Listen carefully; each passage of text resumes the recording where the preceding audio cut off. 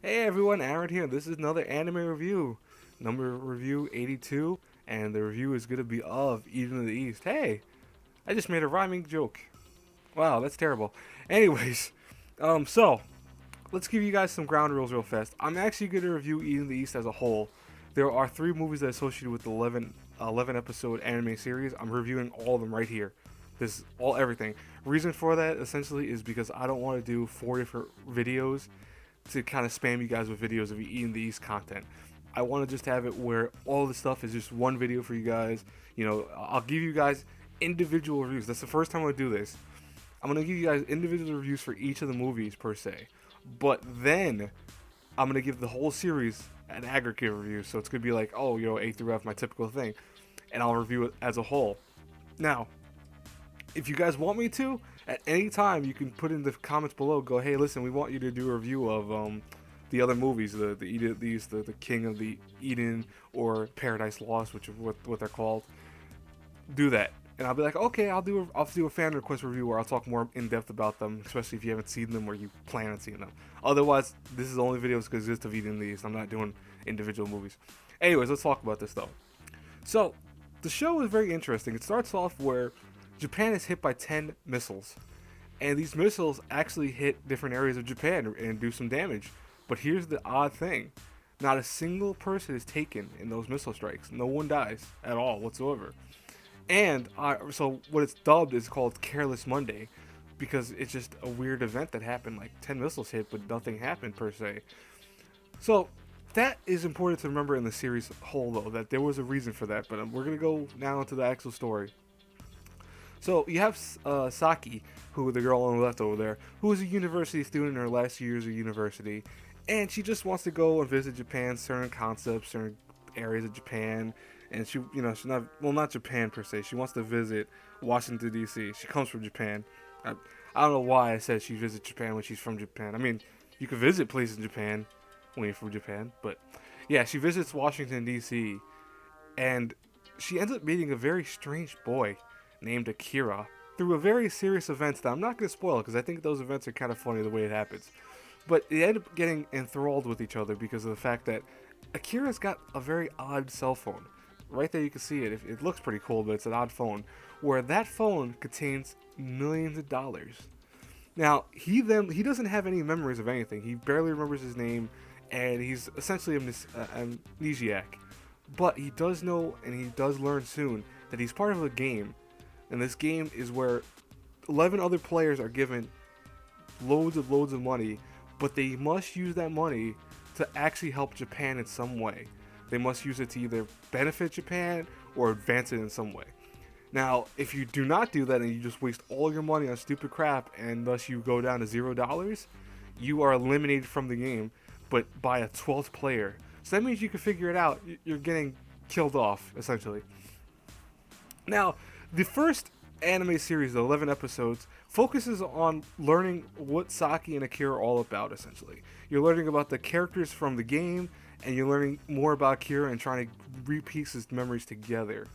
Saki essentially does the growing of the series a little bit, where she tries to actually get away from that shy and timid personality that she has, because that is one of my biggest complaints about Saki, is that despite her being a last year of college student, she is very timid for a show like this, and sometimes a little too timid. Like, I understand some people are very timid by nature. I'm a very shy person by nature in a lot of ways too, but at the same token, though, you grow out of that to a certain point, to a certain degree, and especially if you are quote unquote on club trips and all these things that all of a sudden here you are. Oh, I'm enthralled in this, but no, I'm going to act timid for the whole series for the most part. It's a little annoying, but at least she does grow in a lot of ways in the show, and I'm okay with that. She does learn about things, and she realizes that she can't stay meek and timid throughout the whole series.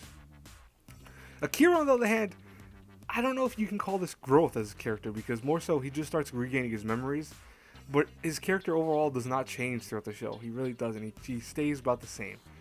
Now, the 11 episode anime series, again, is not bad. It's something that I consider very good. It's a great show. I personally really like it. I enjoyed every single moment of watching the show. But I also think that it could have been done slightly better at times. I think that maybe doing the whole movie thing after was not a bad idea per se, but I don't know, was it really needed to do a movie like that? You could have just made separate, actual episodes. I don't know. Maybe the reason was maybe that they only made the first season and didn't know if it was going to do good or not. Because this is not based, and this is actually going to be a vlog topic I'm going to talk about. Maybe not Friday, but I'll be talking about it eventually. Where this is what happens with original IPs, like things that aren't based off visual novels or manga.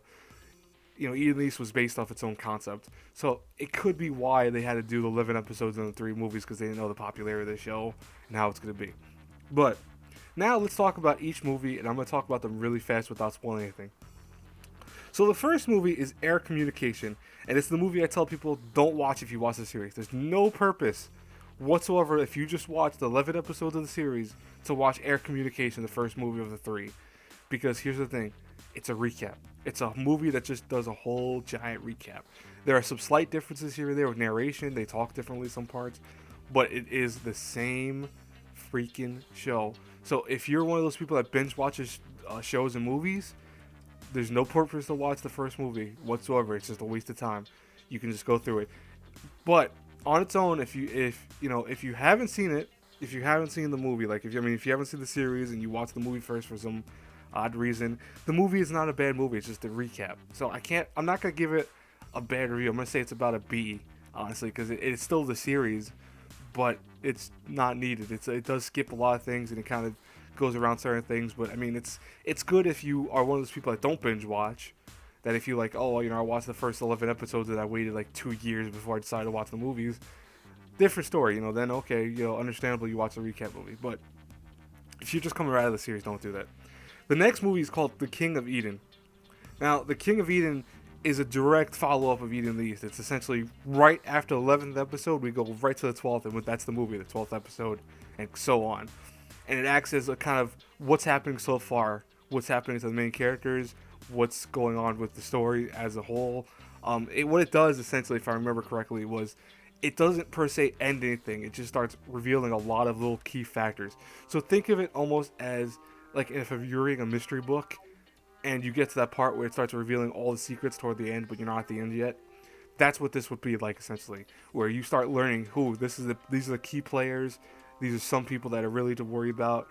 Some of the other players do get eliminated off, and we start learning more about Kira's background story and what his actual role in the society was essentially beforehand. A very good movie. I actually really digged it. I think it was good for how long it was. It was not too long. It was about I think it was like 120 minutes, I think, around that. So yeah, it was 2 hours, but it was a good movie. Actually, let me look that up real fast. It was 85 minutes, so no, it was not 125 minutes. The one I'm thinking of that's 125 minutes is the recap one. I'm sorry about that. I mixed the two up. I'm glad I put down notes that actually say how long these things are on the side. I read up on how long the movie is on the side, and I put it on my notes. But whatever, you guys don't need to know about that. It's behind the scenes stuff. You don't want to know about behind the scenes. All right. So if I had to give the second movie, King of Eden, of actual review A through F, I would say it's about a B plus. It really does a lot of good stuff. It's a little on the spot if you like, especially for I guess in a movie. It doesn't have any build-up of a movie either. So, I mean, because it is a continuation of the show, it's like it just jumps right in. And that's not a bad thing per se, but the whole movie follows that kind of thing where just like it's a train ride. It goes really fast and you're like, whoa, what's happening here? You have to really pay attention to a lot of things. And that's what, I don't like movies that do that too often. I think that maybe setting up a little bit of like what happened last time would be a good, like not a huge recap, but I mean like a little tiny bit of what's going on per se, but that's just me. And the last movie is Paradise Lost, which that is the final movie. And by the way, if people who read a lot know what Paradise Lost is and, have an understanding of why it's titled that. This is the conclusion arc. This is the conclusion movie. It does everything to kind of tell you, oh, hey, this is it. We're done. We're done with the series. There could be the actual epilogue, and it's going to have the ending parts and what Akira does in his journey and what he's going to do and how his money is actually going to come into play more often. This is a great movie.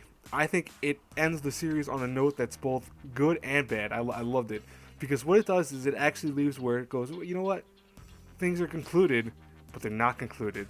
And In a way, the series actually works perfectly with that concept because think about it for a second. You know, you really can't conclude a series like this that fast or that easy. Realistically, it's one of those movies that you would almost think if they did an ending for it was going to be rushed or it was going to be like skipping like here's 10 years in the future or something like that. No, what they do is they go with, hey, listen, we're gonna meet again because they do have to part Saki and Akira because Akira does have to do something that's a little rash, but he has to do something, and so they know they're gonna part again eventually. They're gonna get together one day though. They're really gonna have to get together one day, and that probably will be in the future, of course. But for now, Akira has to go his own ways at the end of the movie, and I think it was just a nice ending. I really do. I think it ended on a note that goes, okay, you know what? I like that. I like that. That is where I don't mind that you can imagine now. You put into your own memory what the actual ending is going to be. Kind of create in your head. I don't mind it here. I think it works perfectly here. That's why I give the movie an A minus. I think the movie was awesome.